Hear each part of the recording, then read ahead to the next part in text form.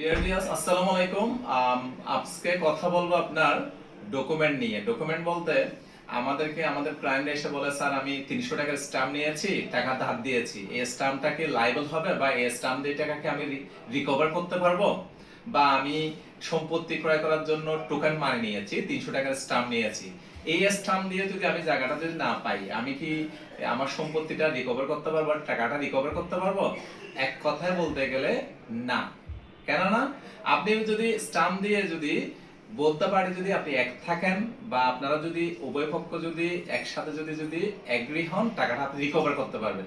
কিন্তু যখন নির্দিষ্ট সময়ের পরে, ধরেন 5 বছর 10 বছর পরে আপনার স্টাম্পের আনরেজিস্টার্ড স্টাম্পগুলো যখন মানুষগুলো যখন এক পক্ষ যখন মারা যায় বা না থাকে বা বিলুপ্ত হয়ে যায়, তখন এই স্টাম্পের তেমনটা ভ্যালুয়েশন থাকে না।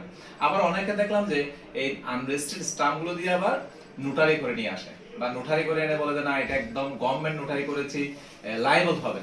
এই ধরনের কোনো ভিত্তি নেই। আপনি যখন কোনো অথেন্টিক কোনো লেনদেন করবেন, বড় ধরনের 10 লক্ষ 20 লক্ষ 1 কোটি টাকা লেনদেন করবেন, অবশ্যই আপনি রেজিস্ট্রেড আপনি চুক্তিপত্র করবেন। রেজিস্ট্রেড চুক্তিপত্র ছাড়া আর অন্যান্য আদার্স ডকুমেন্ট গুলো ভ্যালুলেস। আপনি হয়তো বা বলতে পারে এগ্রি থাকলে আপনি রিকভার করতে পারবেন, যখন সম্পর্কটা অবনতি হবে।